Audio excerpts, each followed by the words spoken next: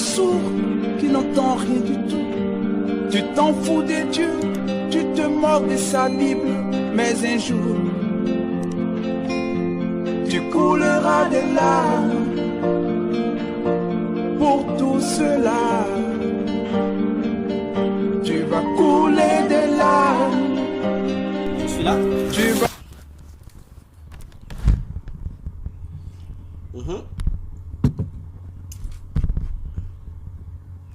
Ok. Maintenant, ça aussi, tu as déjà répondu à ça. Ok. Les 2 veilles de la nuit. Oui, j'ai répondu à ça. Tu as déjà répondu à ça. Oui. Ok. Ok, ça aussi, tu as déjà répondu à ça. Israël devrait être enlevé le matin. Si, ok. Israël devait être enlevé le matin s'il n'avait pas renié Jésus ou le soir. Mais Jésus est venu quand? Tout à l'heure, lorsque j'ai dit si c'est un soleil, le soleil vient quand? Le matin ou la nuit? Oh, le soleil vient le matin. C'est ça.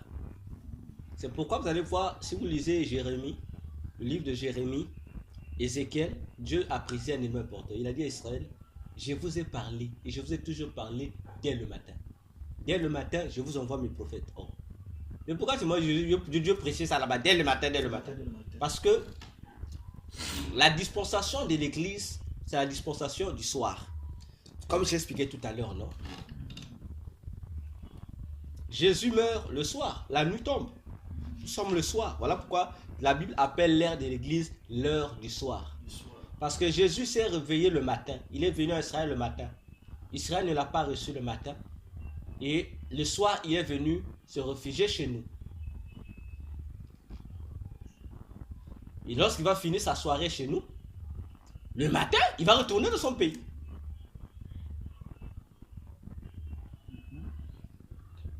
C'est pourquoi Zacharie, dans Luc 1, verset 66 à 78, il y a une phrase que Zacharie, rempli par l'Esprit, va déclarer à propos de Jésus. Zacharie, sacrificateur, père de Jean-Baptiste, va dire quelque chose. Je prends à partir du verset 76 jusqu'au verset 77, mais tu peux prendre à partir du verset 67 jusqu'à 79. D'accord? Il dit ceci, Zacharie. Bon, je prends le verset 66. Zacharie, son père, fut rempli du Saint-Esprit et il prophétisa en ces mots. Verset 68. Béni soit le Seigneur, le Dieu d'Israël. Le Dieu d'Israël, de ce qu'il a visité et racheté son peuple. Ok? Je continue. Et nous a suscité un puissant sauveur dans la maison de David, son serviteur, comme il avait annoncé par la bouche de ce saint prophète des temps anciens. Un sauveur qui nous délivre de nos ennemis et de la main de tous ceux qui nous haïssent.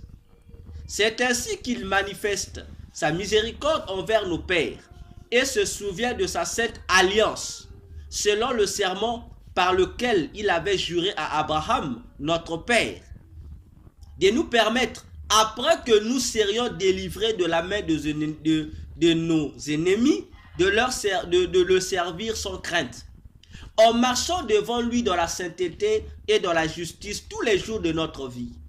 Et toi, petit enfant, c'est Jean-Baptiste, tu seras appelé prophète du Très-Haut, car tu marcheras devant la face du Seigneur pour préparer ses voies, afin de donner à son peuple la connaissance du salut par le pardon de ses péchés. Grâce aux entrailles de la miséricorde de notre Dieu, en vertu de laquelle le soleil levant nous a visités d'en haut. Je m'arrête par là, tu peux quand tu restes.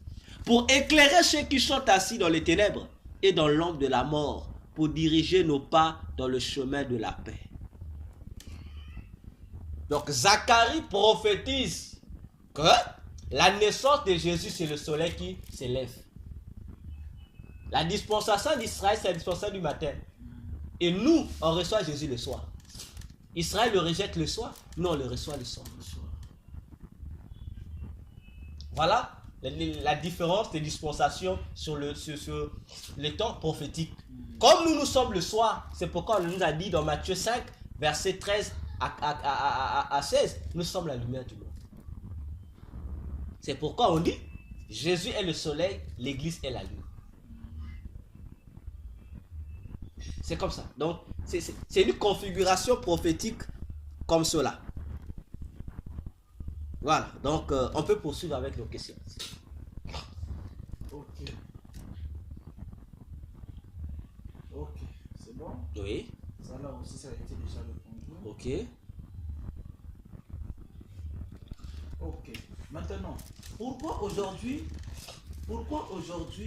l'Église ne nous enseigne pas sur l'enlèvement pour préparer même déjà L'Église. cette même Église? Première réponse. 1. Parce que la plupart des hommes de Dieu, des ministres de Dieu, des pasteurs des églises sont des esclaves, sont des serviteurs du peuple de l'Antichrist, dont on a parlé tout à l'heure. Oui. Donc ils sont des commissionnaires du peuple qui préparent le chemin de l'Antichrist. Donc ils sont des manœuvres qui travaillent aussi en complicité pour répandre l'apostasie, afin de faire que peu de chrétiens seulement puissent avoir part à cet enlèvement. Parce que l'enlèvement est une honte pour le diable. Car la mission de Satan et de ses anges déchus, c'est qu'il y ait moins de gens. En fait, c'est même qu'il y ait néant, que personne ne soit capable d'aller à l'enlèvement. C'est pourquoi, jour après jour, les démons multiplient des péchés, comme on a dit tout à l'heure. Ils font du péché des choses normales. Oui. Voyez-vous? Pour tout cela, pour contraindre le monde entier à ne pas suivre Jésus, à ne pas être candidat pour l'enlèvement. Deuxième raison, c'est quoi? C'est que les hommes de Dieu ne savent pas quel est le but à atteindre par rapport à leur ministère. C'est-à-dire, les hommes de Dieu ne savent pas pourquoi ils ont été établis serviteurs ou servantes de Dieu. Ils ne savent pas. C'est ça le souci. Si c'est Dieu qui les a établis, comment est-ce qu'eux ne savent pas? Ancien. Ancien, écoute. Dieu nous établit, nous donne une mission. C'est pour un but. Le but c'est quoi? Amener les gens à l'enlèvement. N'est-ce pas? Mais les hommes de Dieu ne voient pas la finalité de leur mission. Eux se sont focalisés sur leur mission. Mais la finalité, ils ne savent pas. Le pourquoi de la mission, ils ne savent pas. La plupart ne savent pas. Toute mission reçue, tout ministère reçu de Jésus, tout don reçu de Jésus doit amener les gens à être prêts pour l'enlèvement de l'église. Mais la partie, on ne voit pas. On s'est limité, on se concentre que sur notre mission et notre don. Mais le but à atteindre, la raison pour laquelle on nous a donné ces dons ou ces missions-là, on ne veut plus gérer. On ne veut plus gérer. Et c'est ce qui fait que, comme vous avez oublié l'objectif de la mission, l'objectif c'est quoi? Ça veut dire qu'il y a eu détournement des chemins. Imagine-toi, ancien, si Moïse ou Josué, en sortant Israël de l'Égypte, s'était limité à la construction du tabernacle au désert. Ça veut dire que le peuple n'allait pas atteindre Canaan. Pourtant, le top dans le désert, ce n'est pas une mauvaise chose. C'était pour le culte, l'adoration.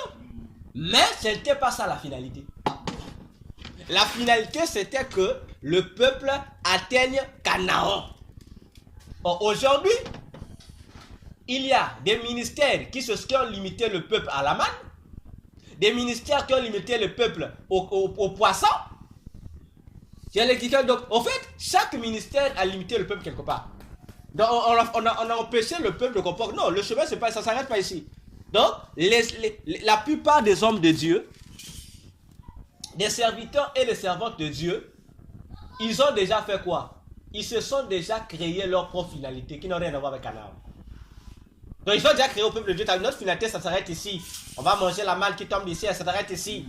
Bon, nous on s'arrête ici. Non, c'est pas. Ils confondent quoi? Les campements, c'est-à-dire le lieu de repos, au lieu de repos définitif. Donc le campement, c'est juste on se repose un peu ici. Après un moment donné, la marche doit continuer. Donc eux, la colonne de nuée est déjà partie. Mais eux, ils se sont dit non, non, on va plus suivre la colonne. Nous, on va créer notre. Ici, c'est notre paradis. Et c'est ce qui fait qu'on ne prêche pas ça.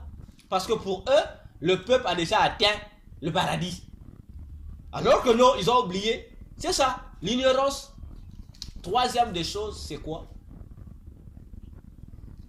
Les hommes de Dieu, on sait, je t'ai toujours répété ça, ne lisent pas la Bible. Les hommes de Dieu ne lisent pas la Bible. Tu étais choqué sur leur... Je te dis et je te répéterai toujours.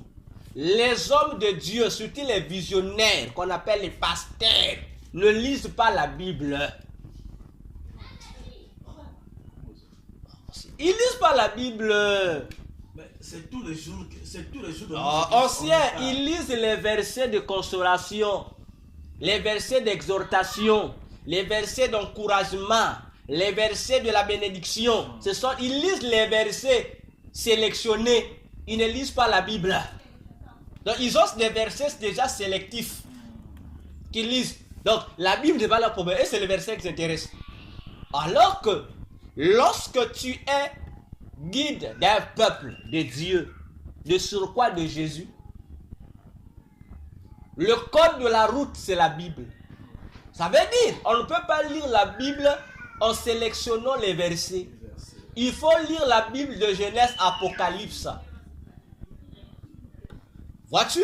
Parce que c'est Genèse et donc de Genèse, Apocalypse, ça te donne les deux versions de Jésus. Ça te révèle les deux dimensions de la loi de Jésus. Ça te révèle la dimension physique et la dimension spirituelle de la loi de Jésus. Ça te révèle l'ombre et la réalité. Ça te révèle la prophétie et l'accomplissement. Ça te révèle la parabole et la révélation.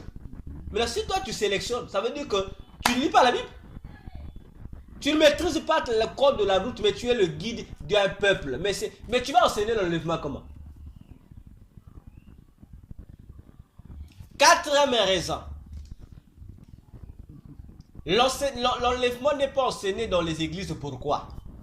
Parce que les pasteurs là ne maîtrisent pas les réalités de l'enlèvement. Voilà pourquoi si tu as déjà fait le constat, là on parle de l'enlèvement, on lance ça comme un flash, c'est comme une courte information. Nous serons enlevés. Je dis, la parole l'église, ça se limite là. Mais donnez-nous les détails. Comment on peut-on manquer des détails sur le meilleur des rendez-vous, des promesses que Jésus a données à l'église, l'enlèvement? Parce que les hommes de Dieu sont des poules. Ce sont, au lieu d'être des aigles, anciens. Ah, on sait que pour ça dit des choses, hein. Mais c'est ça le but. Prenons l'Apocalypse. Prenons l'Apocalypse. Les hommes de Dieu sont trompés d'oiseaux. Ils ne sont pas des oiseaux qu'il faut être pour comprendre les choses de l'enlèvement. Ancien, prends Apocalypse 4. Apocalypse 4. Oui. Prends le verset 7. Le verset 7. Oui. Le premier être vivant, Oui. est semblable à un lion. Le second être vivant est semblable à un veau. Non, reviens. On va expliquer. Les quatre êtres vivants entourent le trône. Continue. Le premier? Le premier est semblable à un être. Le premier être vivant est semblable à un lion. Bien. Savez ici, les prédicateurs aujourd'hui se sont limités au miracle. Parce que le lion, c'est le pouvoir, c'est la royauté. Les serviteurs de Dieu aujourd'hui sont limités à l'onction. L'onction, chemise, tombe. L'onction, miracle, ceci. L'autorité, dimanche te chasse. Ils sont limités là. Mais ils ont oublié que pour l'enlèvement de l'église, on ne doit pas être un lion. Donc, déjà, ils sont en erreur. C'est pourquoi on ne prêche pas ça. Ils sont des lions, mais on n'a pas besoin de lions. Les lions n'amènent pas à l'enlèvement. Continue aussi. Ok. Le second être vivant est semblable à un veau. Ah! Parce que ces hommes de Dieu là sont des veaux. Ils aiment les offrandes. Fais ça, Dieu va te bénir. Tu sais, leur vision sont sur les offrandes. Donc ce sont des mangeurs de pain et de poissons. Ce sont les gens qui se contentent de miracles. Enfin, ils sont aussi les gens qui construisent des cavernes de voleurs à l'église. Non, ce n'est pas le veau qu'il faut être pour amener l'église à l'enlèvement. Il ne faut pas être le veau. Si tu es le veau, tu ne vas pas amener l'église à l'enlèvement. Tu vas l'amener à autre chose. Le troisième être vivant, à la face d'un homme. L'homme, c'est l'image de quoi? De la piété, de l'amour. Ancien, c'est ça non? La charité. Aujourd'hui, c'est pas ça l'église. Aimons les uns les autres. Aimons les uns les autres. En fait, c'est la fausse piété. C'est l'apparence de la piété. Mais ce qui en fait la force n'est pas. C'est ça les églises, non? Aujourd'hui, vous allez voir, il y a même des églises anciennes qui ont perdu l'identité de l'église. Donc, c'est devenu une tribu. Tu rentres dans l'église, il n'y a que les membres de cette tribu-là dans l'église. Donc, l'église a été tribalisée. Donc, si tu ne fais pas partie de cette tribu, tu es vilipendé. Mais comment ça? Parce que c'est ça l'amour, non? L'amour, on a amené la charité à l'église. Alors, c'est une fausse charité. Parce qu'on veut montrer qu'on est homme, on a un cœur d'amour, on est gentil. Non, c'est pas ça l'église. La fausse charité, la sympathie là n'amènera pas les gens à l'église. La solidarité ne va pas amener les gens à l'église. L'entraide ne va pas amener les gens à l'église. Se soutenir les uns et les autres, ça ne va pas amener les gens à l'enlèvement. Il ne faut pas être un homme pour amener les gens à l'enlèvement. Il faut être autre chose. Continue l'ancien. Et le quatrième être vivant ressemble à un aigle qui vole. Ah! Un aigle comment? Qui vole. Non, ancien, lis bien. Lis bien.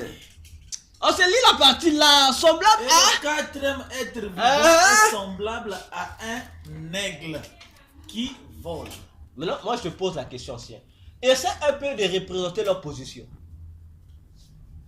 Ils sont devant le... Ils sont devant le trône, non?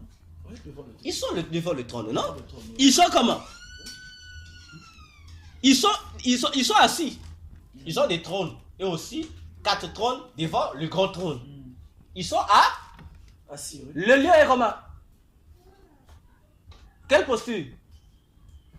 Le lion en quelle posture? Assis sur le trône. Oui. Le veau. Assis aussi. L'homme. Assis aussi. Mais le quatrième, l'aigle. Il vole. Il est en position de vol. Le vol. Donc il est le seul qui est debout. Et donc il est debout et prêt pour le vol. Voilà le message qui va. L'identité des serviteurs qui doivent amener les gens à l'enlèvement. Ça là. Beaucoup de hommes de Dieu n'ont pas cette... Mais voilà pourquoi je te dis, on t'explique les mystères du ciel ancien. Le lion, oui, le pouvoir, l'onction, l'autorité. Je marche les démons me fuient. Tu es assis, c'est un message qui n'amène pas l'enlèvement. Le veau, les offrandes. Attendez, oui, les offrandes bénissent, oui. Les dîmes, oui, mais ça ne va pas amener le peuple à l'enlèvement. L'homme, généreux, être bon, et même, oui, ça ne va pas amener les gens à l'enlèvement. Les enseignements qui préparent l'église à l'enlèvement, c'est les enseignements de l'aigle. Tandis que les 3 autres sont assis, lui il est debout. Prêt. Donc il est debout déjà en posture de vol. Il est déjà en posture de vol. Ancien. Ancien, laisse-moi parler. L'aigle. Ancien, il a un pied. Il a un pied. Donc l'aigle là déjà, il a le pied gauche est sur la terre. Mais le pied droit est déjà en haut. Donc il a déjà un pied en haut. Attention. Donc lui il n'est pas là pour s'asseoir. Donc il est déjà prêt, il attend. C'est ça son message. Et on dit, il est le 4e être vivant. Juste. Ah, attention. Hein. Il est le 4e être vivant. Lui, c'est le vol. Donc lui, là, son message à lui, c'est le vol. Vous dites, son message à lui, tout message qui est prêché à l'église, peu importe le domaine, si à la fin du message, ça ne sensibilise pas pour dire, sois prêt pour l'enlèvement. On s'en fout l'église.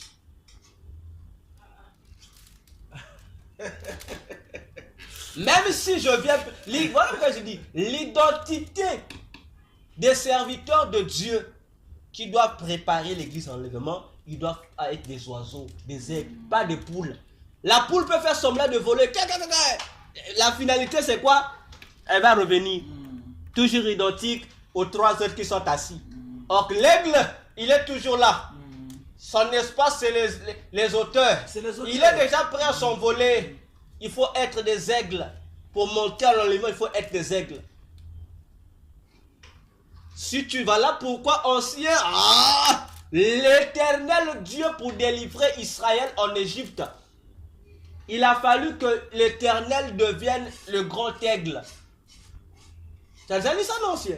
Il devait être un aigle. C'est pourquoi Exode 19 va dire, Dieu dit, je vous ai délivré en Égypte par les ailes de l'aigle. Et Deutéronome 30, 31, 32, 33 déclare que l'aigle en question c'était Dieu lui-même. Il est l'aigle. Donc, et il dit, je vous ai pris de l'Égypte, je vous ai fait voler vers votre terre promise. Donc, si Moïse et Aaron étaient venus avec l'identité du lion, preuve, il est venu en tant que lion devant Pharaon. Non? Il a jeté le bâton. Les magiciens de Pharaon ont fait ça. Ça n'a pas libéré le peuple. Ah, on s'écoute les oracles. Ça n'a pas libéré le peuple. Le lion n'a pas libéré le peuple. Pharaon était le roi d'Égypte. Mais Deutéronome 32, 33 nous dit que Moïse, Dieu a fait de Moïse aussi un roi devant Israël. Donc Moïse est venu en tant que roi, en tant que lion. Pharaon a dit, Moïse, si tu es lion, moi aussi je suis un lion. 0. Il a dit, je ne libère pas le peuple. Ah! Moïse est reparti, il est revenu en tant que veau. Il dit, bon, je viens en tant que serviteur. J'ai dit, Pharaon, ne fais pas ça. On va laisser donner les offrandes là-bas.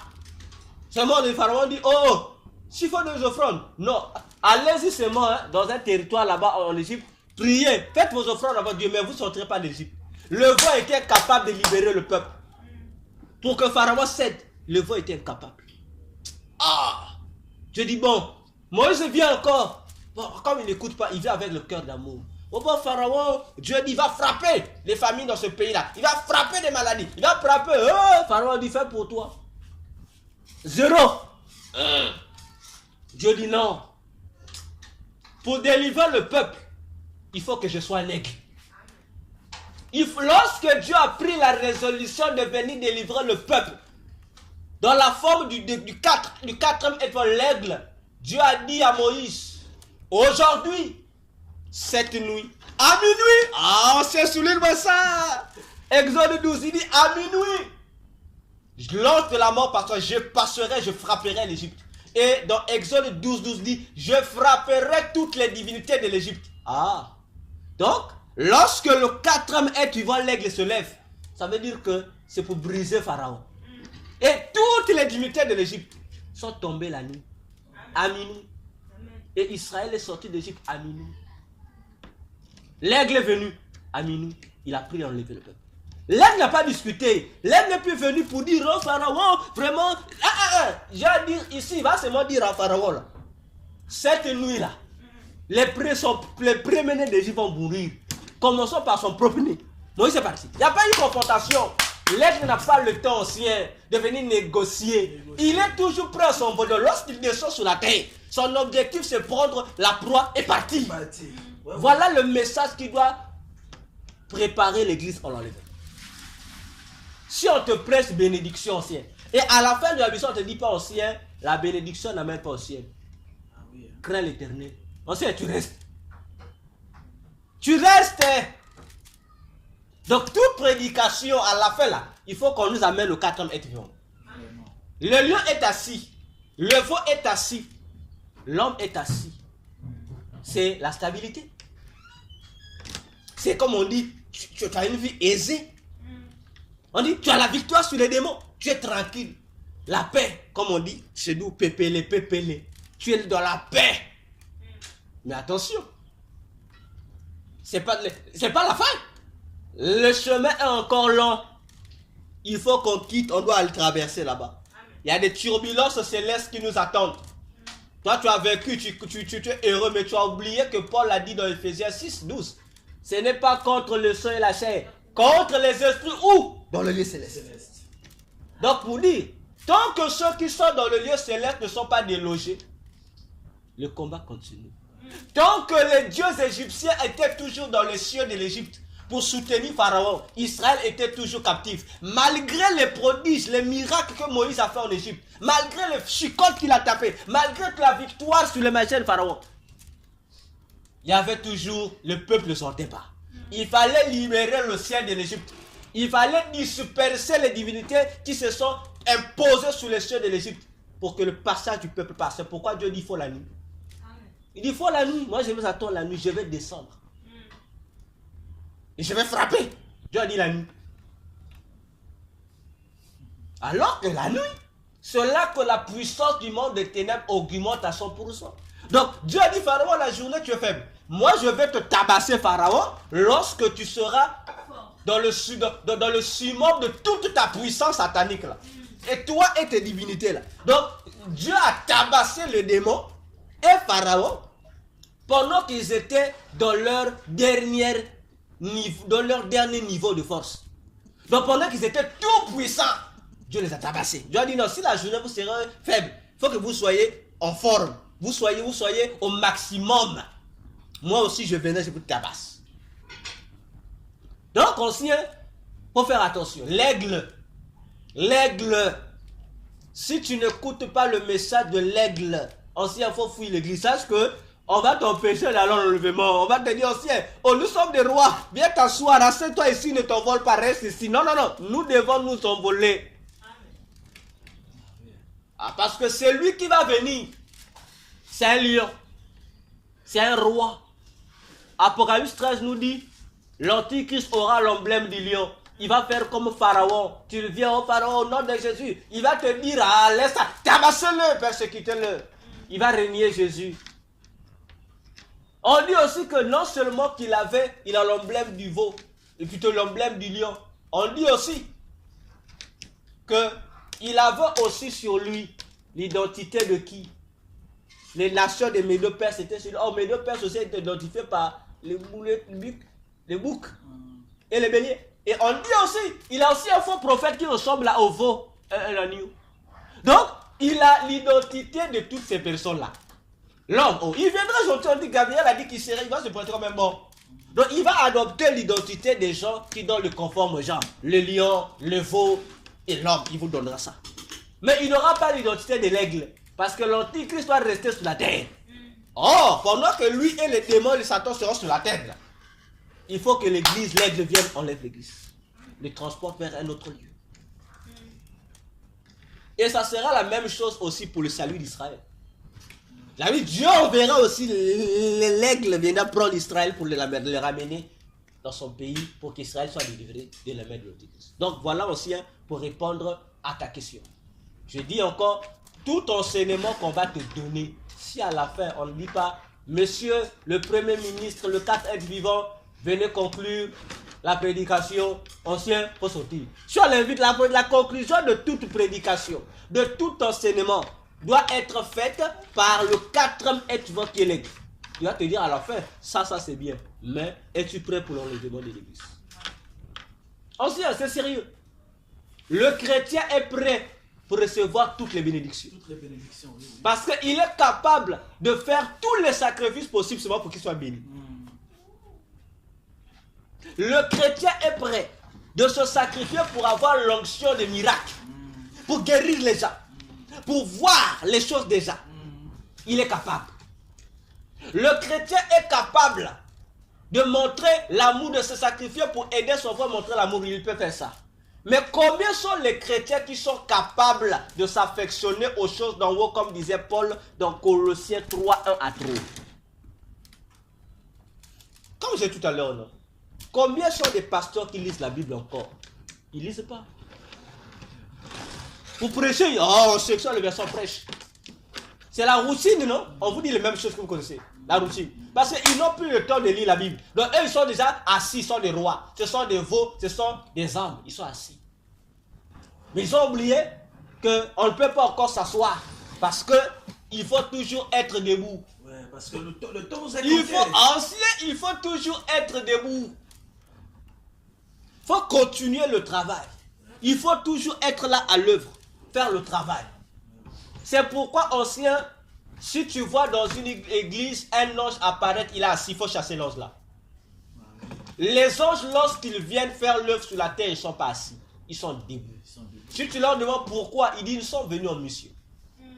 Ah oui, quelqu'un qui est venu en mission ne peut pas s'asseoir. Exactement. L'évangile de la prospérité sort d'où?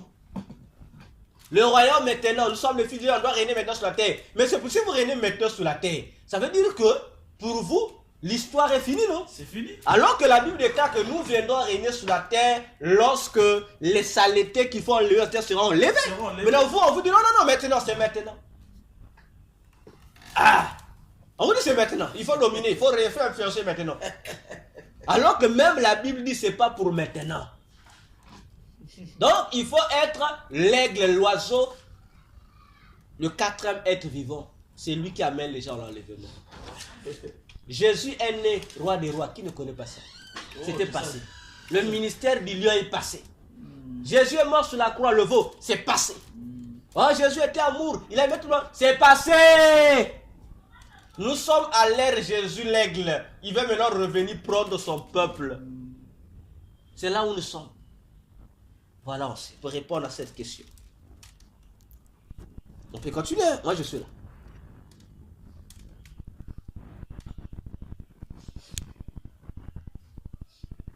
Oui.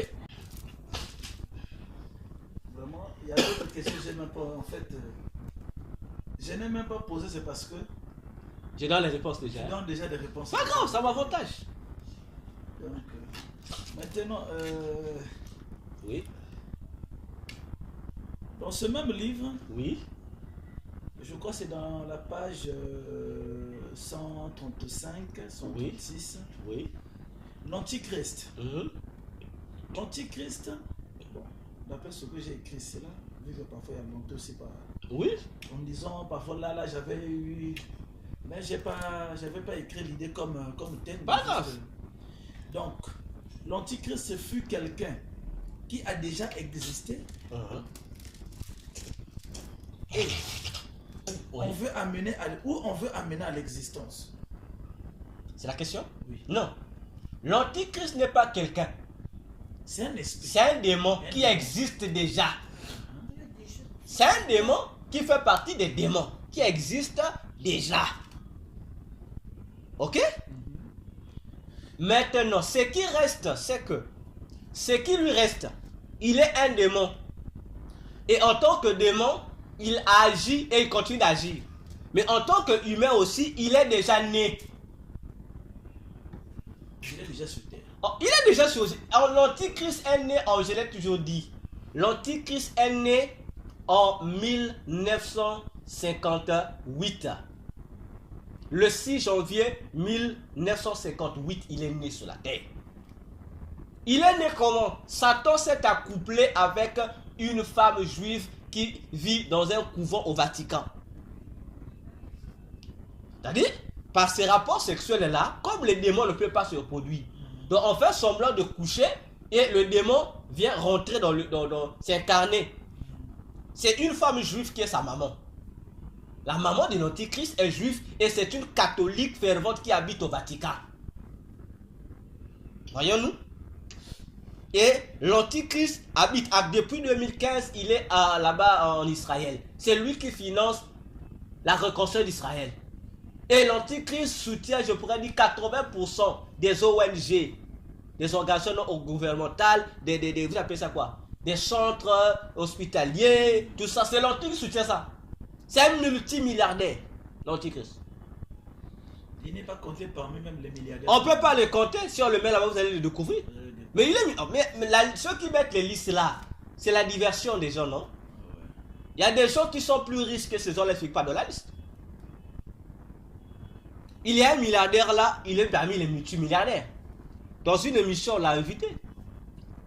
On a montré, il expliquait comment il est devenu milliardaire. C'est un milliardaire.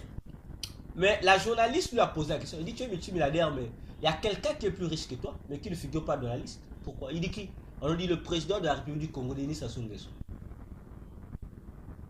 On évalue les... Imagine-toi, on évalue les richesses du président congolais.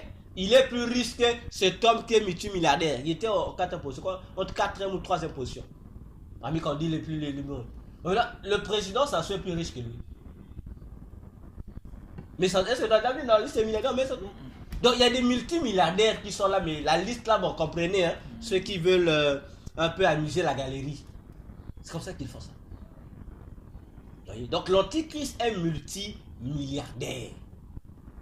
Je répète et dis, mais tu veux voir l'antichrist? Tu étais catholique, non? Même sur internet. Recherche, il y a une photo.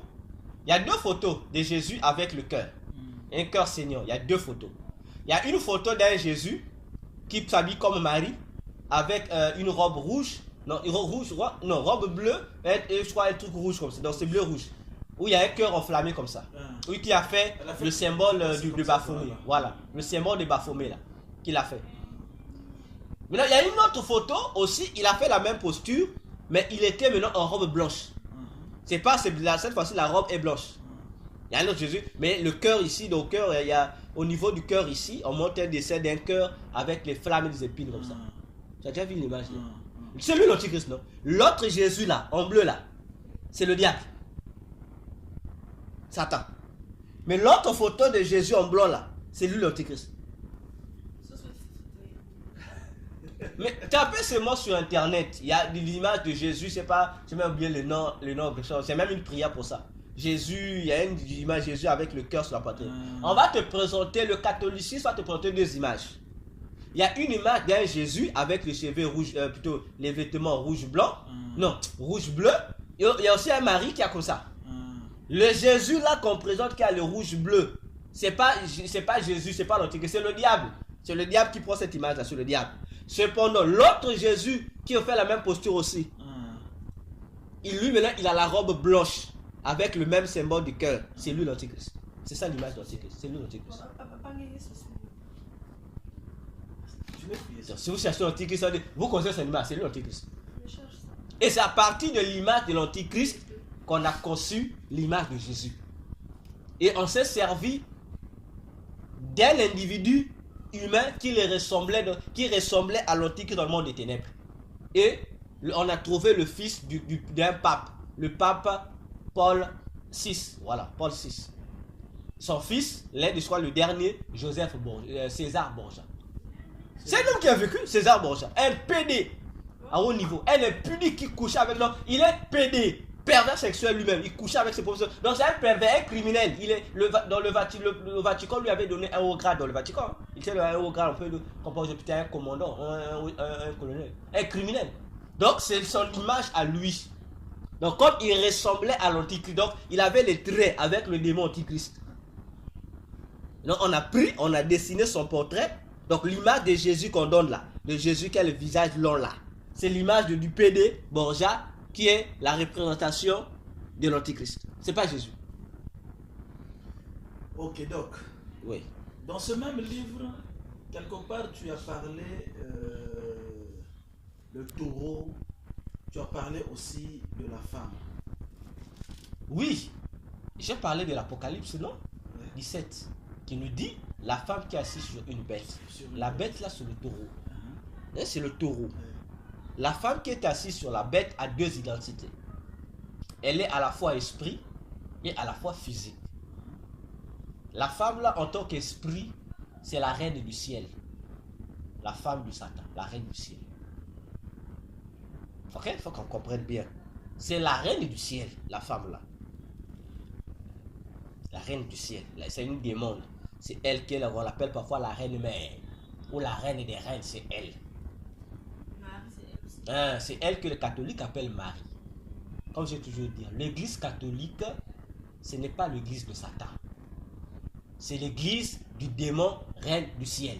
La divinité principale qu'on adore dans l'église catholique, c'est pas le diable, même s'il adore plusieurs démons. Mais la divinité principale là, c'est cette démon-là qu'ils font passer pour la reine du ciel.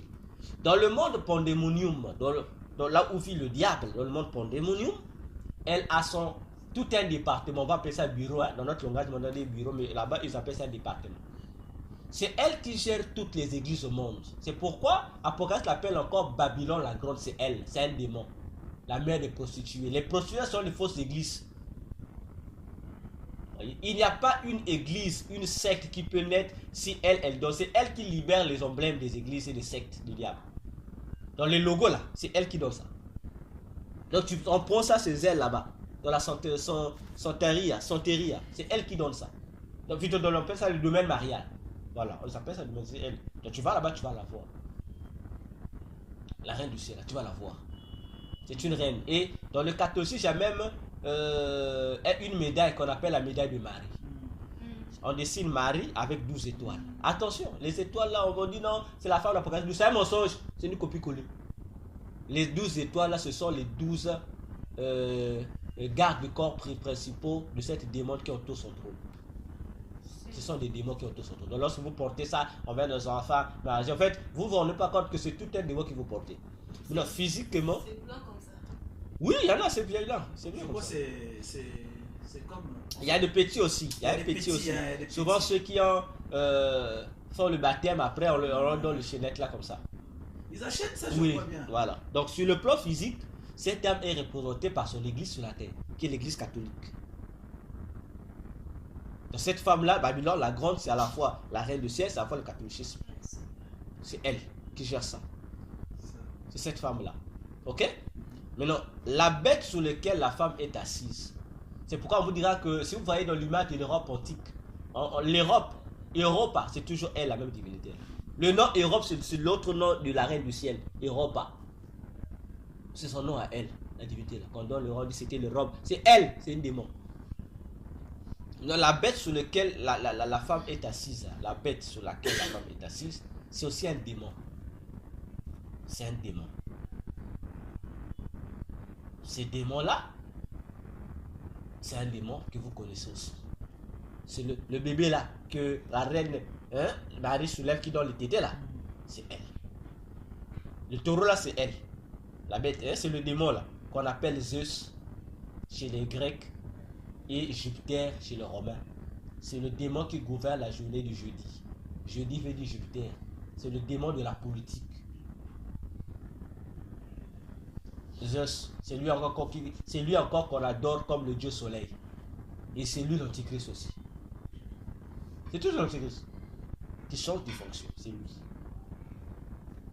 C'est aussi le même démon. La reine là en Égypte, on l'appelait Isis. Ce démon là en Égypte, on l'appelait le fils Horus. C'est tous le même démon qui change de nom. Chez nous, au Congo, dans l'héritage du Mouza, lorsqu'on dit Tampungu, on parle du diable en personne. Lorsqu'on dit Mampungu, on parle de la reine du ciel. Ah oui, on vous dit que... Mais en fait, Zambia Pungu, c'est un titre. Mais le titre là, nos ancêtres l'ont donné, pas d'abord au Dieu. Ça veut dire Zambia Pungu veut dire le Dieu Tout-Puissant, non? C'est un titre d'abord que nos ancêtres donnaient au diable, c'était pas pour Dieu. Et les magiciens savent de quoi je parle. Mais là, papa, soit tu coupes la parole. Le là pour les... C'est là Pungu, tous les neveux, ça dit Dieu, c'est Zambia Pungu.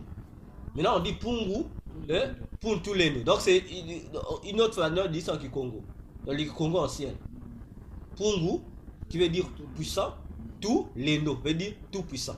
Les noms veut dire puissance, tout ça. C'est le même nom. Pour faire encore mal. Même lorsqu'on dit Nzamé, Nzambi, Nzambi ou Nzambe, c'est un titre qui appartient au diable qu'on doit donner au diable là-bas.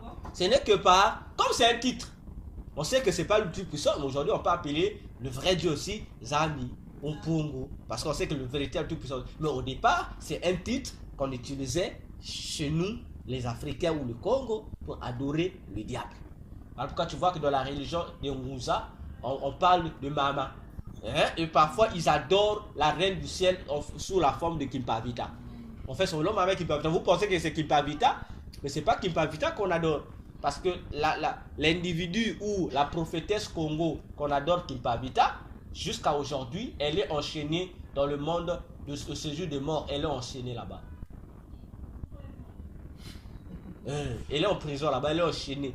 Et fouettée. Hein? Mais enchaîné, emprisonné, non? Mais parce que c'est... Qui là-bas? Mais c'est le diable qui l'a emprisonné. Elle échoue à sa mission, non? Mais le diable, lorsque tu échoues à ta mission, attendez, le séjour de mort est séparé en trois grandes parties. Il y a une partie qui est réservée pour les chrétiens qui meurent sans Christ. Vous êtes les plus torturés là-bas. Il y a une partie qui est réservée pour les païens. C'est-à-dire les païens qui meurent. Mais là, il y a une partie aussi que les démons ont réservée pour les serviteurs du diable qui sont morts. Qui n'ont pas pu... Non! Que tu réussisses la mission ou pas. Que tu réussisses la mission ou pas. Dès que tu meurs, il y a un endroit spécial qu'on va les enfermer dans le fouet. On vous met les mêmes démons que vous avez servi. Vous va te prendre, va te mettre dans les prisons, on te fouette. Et dans ces prisons là-bas, Kimpa Vita est là-bas enchaîné, emprisonné. Simon Kimbangu est là-bas enchaîné, emprisonné. Pendant que vous les louez ici, oh, nos prophètes, oh, on les invoque. Il faut demander maintenant au Rouza. Simon Kimbangu, ce jour de mort, il est lié enchaîné. Les Kimbangu qu'ils invoquent là, Kimpa Vita qu'ils invoquent là, les Machua, tous ces prophètes qu'ils invoquent là, prophète Mpani, oh prophète, c'est pas qu'ils invoquent là, ils viennent d'où? Demandons Kimbanguiste, Kimbangu qui apparaît là, soi-disant la vie Kimbangu là-bas, c'est pas Kimbangu, c'est un démon. Ils sont là au séjour de mort. Mais il y a des satanistes qui travaillent au séjour de mort, non? Ils sont, oui. Parce que le monde de terrain, c'est un royaume, non? Tu es là-bas, on t'embauche comme agent, tu as des promotions aussi. Parfois, on peut te dire, bon, l'ancien, bon, tu as reçu une promotion, tu vas plus travailler sur la terre, tu vis sur la terre, mais tu vas plus travailler sur la terre sataniquement, tu vas aller travailler dans le séjour de mort. De la même manière qu'il y a des gens qui vont en mer. Toi, on t'a fait là-bas, tu vis sur la terre, mais tu travailles dans le monde des morts. Et tu vas découvrir plusieurs réalités. Maintenant, je vais faire comment pour aller travailler? Mais tu vas, mais on te tourne. Les sorciers font comment pour aller dans leur monde la nuit? Physiquement, on va te voir. Tu travailles la journée, tu es pourtant chez toi. La nuit, tu vas travailler. La nuit, ils font les incantations, ils vont chez eux, ils vont travailler. C'est un monde. Ok. Pour finir, oui. La toute dernière question. Dans ce même livre, tu as parlé de la religion Babel. Oui. La religion Babel. La religion Babel qui se construit. Et la première pierre est posée en Inde. Est posée en Inde, près de Jabalpur.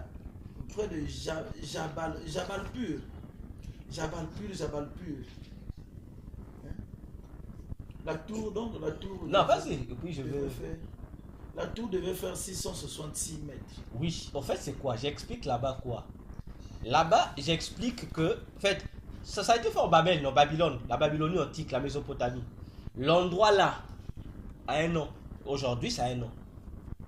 L'endroit là. Aujourd'hui, si vous allez retrouver l'emplacement de ça. En Irak, il y en a. Ok? Genèse 11. C'est ce qui est en train d'être reconstruit. Le gouvernement du diable. C'est pourquoi si vous voyez, vous allez voir que les premières formes de pyramides commencent là-bas, avec la pyramide, avec la tour de Babel. Parce que les pyramides, à la forme de la pyramide, pyramidale, c'est les Égyptiens qui ont conçu. Mais les premiers tours là, c'est les Mésopotamiens. Et ils appelaient ça des zougourats. Ça n'avait pas la forme, ça a la forme de la tour. Mais c'est lorsque les Égyptiens ont copié, c'est les Égyptiens maintenant qui ont donné ça la forme de la pyramide comme ça. Dieu a détruit la pyramide, pourquoi? Plutôt la tour de Babel, pourquoi? Bon, la Bible est claire, mais parfois il y a certaines choses qu'on ne comprend pas. Mais lorsque vous allez dans le monde des ténèbres, on va vous expliquer l'histoire. On va vous confirmer la Bible, et on vous donnera des détails que la Bible n'a pas donnés. Ok? L'individu qu'on appelle Nimrod, j'ai dit bien, l'individu qu'on appelle Nimrod, c'était un fidèle serviteur de Dieu au départ. C'était un prédicateur, un évangéliste terrible. Attendez, lorsque tu lis la Bible dit Nimrod était un vaillant chasseur devant l'Éternel. Tu n'as jamais lu ça? Dans quel verset? Dans quel verset? On va prendre Genèse 10. Ancien, on va lire la Bible. Genèse 10. Parce que la chose qui est déjà venue, mais le docteur Sao. Franc 8, Genèse 10, verset 8, jusqu'au verset 9.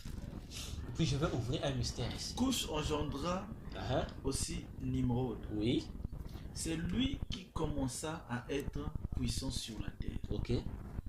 Il fut un vaillant chasseur devant l'Éternel. Oui. C'est pourquoi l'on dit, comme Nimrod, vaillant chasseur devant l'Éternel. Ok, c'est bon. Je te pose la question. Lorsque tu écoutes qu'il était vaillant chasseur, ça t'envoie à quoi? Il était comment? Il était agréable à Dieu, non? Oui. Mais non, ça veut dire lorsque il était vaillant chasseur, il faisait quoi? Ça donne l'impression que c'était un bon chasseur, non, des gibiers. Mais un bon chasseur de Non. gibier. Le mot chasseur là, c'est pas chasseur de gibier. C'est chasseur d'âmes. C'était un gagneur d'âmes. Donc c'était elle, on peut comparer son travail À un à un évangéliste. évangéliste. Il faisait le même travail que Noé faisait. Évangéliste. Parce que là nous sommes après le déluge. Il évangélisait. En fait, il était. Mais du coup, quelque chose va se passer. Lui aussi sera corrompu. Oh. Mais puisqu'il devient. Nous sommes après le déluge. L'humanité commence à répondre, à se repeupler. Bon, toi déjà, il y a déjà un serviteur de Dieu qui est là, qui gagne, qui évangélise, qui commence à ramener les gens à rester vraiment, comme on dit, à ne plus être victime de ce que les gens On subit. ont subi. Donc il conscientise les gens. On lui donne la position, il est le chef, il dirige, conscientise les gens. Pour le compte de Dieu. Déjà, il est un ennemi du diable. Parce que le diable est échoué. Qu'est-ce qu'il doit faire? Mais Satan doit créer, de même qu'il a fait avec Adam. Non? Il faut qu'il revienne encore pour créer aussi sa sémence. Alors, le monde des ténèbres va avoir une réunion. Comment on va faire? Qui on va corrompre? On prend le chef. Parce qu'après le déluge, on dit, c'est lui qui, plus tard, Noé, ils ont mis les enfants, plus tard, c'est lui qui commençait encore à régner. Il devenait comme le président, comme le roi qui commence à diriger. Puisque là, nous sommes, tout le monde a une même langue. Tout le monde a ceci en commun. Alors, on va l'envoyer l'un des 24 vieillards de Satan, qui s'appelle le démon Babel. C'est le nom d'un démon. On va lui donner la mission de venir corrompre Nimrod. Lorsqu'il vient auprès de Nimrod, le démon Babel va dire à Nimrod, comment on appelle ça? Va acheter son âme en échange d'une éternité. Il dit, comme tu es roi, la même idéologie qui influence le leader politique qui ne veut pas quitter le pouvoir. Mais ça n'a pas commencé aujourd'hui. Ça a commencé là-bas. On dit, tu es un leader, mais tu peux vivre éternellement, comme tu as peur du déluge. Que Dieu a dit, on peut te faire éviter le déluge. Même s'il y a un nouveau déluge, toi tu vivras éternellement, tu seras immortel. Quelle est la mission? On dit, la mission ici, c'est quoi? On a besoin que les cultes là, des faux dieux, il faut se détourner du vrai Dieu, amène ce peuple à adorer les dieux. Et c'est là où ça commence. On dit bon, on le corrompt. Et c'est là que Nimrod va se corrompre. Au lieu de gagner les âmes pour Dieu, il va devenir un gagnant d'âmes pour le monde des ténèbres. C'est lui qui va dire aux gens, bon, plus question, mais attendez ancien, il y a quelque chose qui va se passer, non? Prenons Genèse 11. Tu vas voir quelque chose va se passer. On va expliquer un élément. Verset 1, on dit, toute la terre avait une seule langue et le même mot. Comme ils étaient partis de l'Orient, ils trouvèrent une plaine au pays de Shinéar et ils y habitèrent. Voilà pour commencer, il y a un déplacement. Ils étaient à l'Orient, ils ont quitté l'Orient pour se retrouver au sud, en Occident. Et c'est là qu'il va bâtir les villes Babel, tout ça, les villes Shinéar qui va devenir Babel, Babylone. Il y a eu un déplacement. Mais rappelle-toi aussi, Adam, l'Orient, nous savons que c'est la présence de Dieu. L'Orient, c'est la présence de Dieu. Nous le savons tous. Mais lorsque quelqu'un quitte l'Orient, parce que la Bible dit dans le Psaume 48, le trône de Dieu est en Orient. Donc si tu quittes l'Orient, donc vous êtes avec Dieu, vous quittez Dieu, vous allez où? À l'Occident, dans les ténèbres. Parce que l'Occident veut dire obscurité, coucher du soleil. Orient veut dire lever du soleil. Donc si vous quittez le soleil, là où il y a le soleil, là où il y a Dieu, c'est Nimrod qui les conduit. Ils enlèvent là où Dieu était, ils amènent maintenant chez Babel. C'est pourquoi lorsqu'ils arrivent à Shinéar, ils vont maintenant bâtir la ville de Babylone. En l'honneur de ce démon qui a été envoyé pour le corrompre. Et ils vont bâtir la tour de Babel. Au sommet de la tour, là, il y avait des dieux qu'ils adoraient. C'est pourquoi ils ont dit, on va bâtir pour égaler Dieu. Tu es sûr que quelqu'un peut bâtir une tour qui peut arriver jusqu'au nuage là-bas? Donc lorsqu'il voulait dire, on va mettre une tour qui va toucher le ciel. C'est pour, lorsqu'il dit toucher le ciel là, c'est une manière de dire qu'on va provoquer le ciel. Et dans le cultisme, on explique que le toucher le ciel là, c'est une manière de dire qu'on va égaler Dieu. Donc, les divinités qui sont dessus là, quand je vais toucher le ciel, il faut dire à Dieu, oh, la même pensée qu'avait Satan. Je vais vers mon trône, je vais être aussi Dieu. C'est la même pensée qu'on a inspiré à Nimrod de refaire ça. C'est pourquoi Dieu a vu. Et Nimrod a continué avec les vertus de Dieu. Tu vois la même chose, Nimrod, un toujours, l'unité, l'amour. Mais à côté, l'idéologie sur laquelle est fondée leur unité, leur amour, ce n'est plus l'amour de Dieu. C'est un faux amour. Donc une unité, une entraide, un amour anti-Dieu. Donc Dieu n'est pas le centre c'est d'autres dieux. Et voilà comment. Lorsqu'il dit on construit notre maison, construire, Dieu dit, si je laisse le peuple là, uni comme ça dans l'erreur, quand je ne peux plus utiliser le déluge, c'est là où Dieu crée la confusion des langues. On s'entend plus.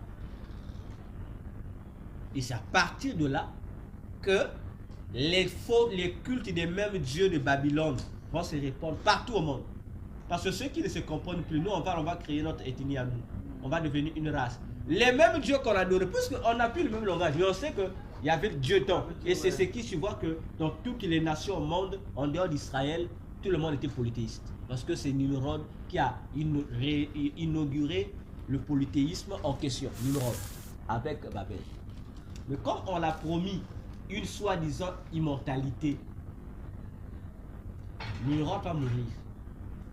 Lorsqu'il meurt, sa femme, Sémiramis, va créer un jeu.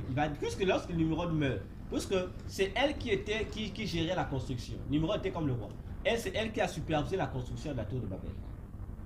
Alors, lorsque Nimrod va mourir, la femme sera enceinte. En fait, il va laisser sa femme enceinte.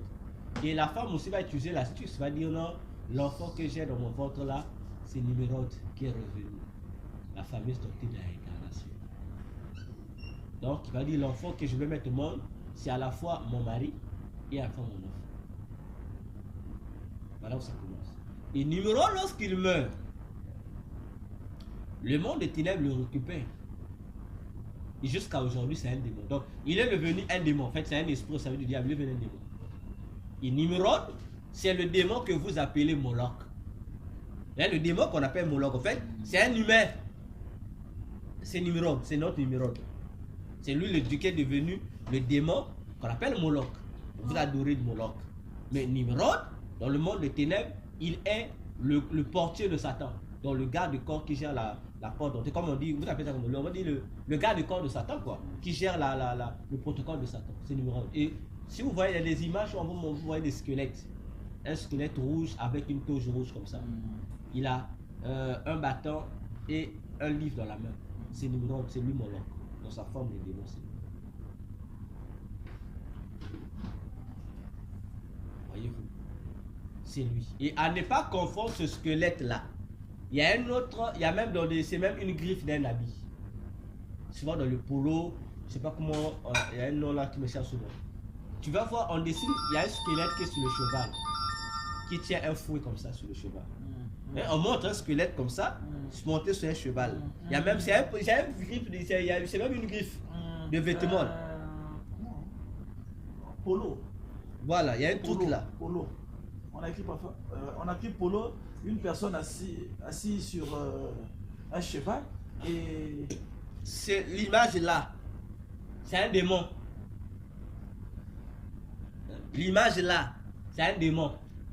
Donc le propriétaire de la société à la griffe là, ne pensez pas comme s'il fait donner les noms. C'est un démon qu'il a rencontré là-bas. Donc il a fait le pacte avec ce démon. Parce que le démon là s'appelle Caravanda. Ça, non? voilà. Voilà. Voilà. Voilà. cette image-là, on l'écrit quoi? Voilà, polo. On l'écrit souvent polo sport, voilà. Ce démon-là, il est le démon qui punit les magiciens. Donc il punit les occultistes qui ratent l'émission là. C'est lui que Satan donne. Il est comme le punisseur qui vient le fouetter. Le fouet là, il châtie les magiciens avec. Donc lorsque tu déconnes, c'est lui qui vient pour te fouetter. C'est lui. C'est un démon, caravane là. Bon, on ne sait pas qu'est-ce qu'il fait sur les vêtements. Il fait quoi? C'est un démon. Et les magiciens aussi ont aussi un démon qui est leur avocat, qui vient diminuer leur sentence lorsque caravane vient. Le démon là s'appelle Charlemagne. Et le démon là s'appelle Charlemagne. Et Charlemagne, curieusement, c'est lui le fondateur de l'Empire romain européen. Donc c'est lui qui est venu, c'est-à-dire ramener l'Empire romain dans sa forme. Ah, ok, c'est une longue histoire. C'est lui. Et c'est lui, il est le patron, il est l'emblème du pays qu'on appelle la France et en même temps aussi du pays qu'on appelle l'Allemagne. Donc il est comme, on peut dire, le maître qui a créé ces deux pays. C'est lui. Mais dans la magie, il est le défenseur des magiciens.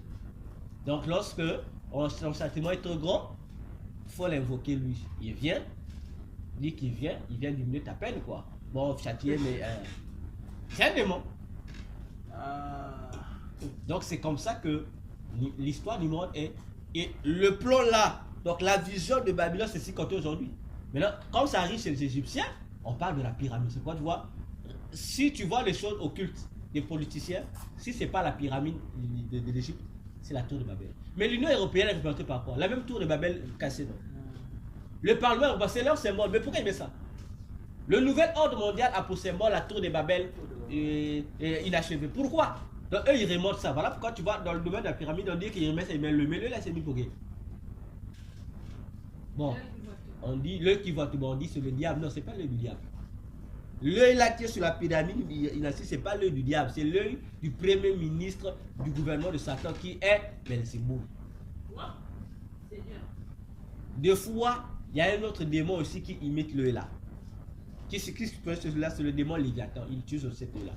Mais l'œil que tu vois sur le plan politique là, c'est l'œil de Belzéboul, c'est pas le diable.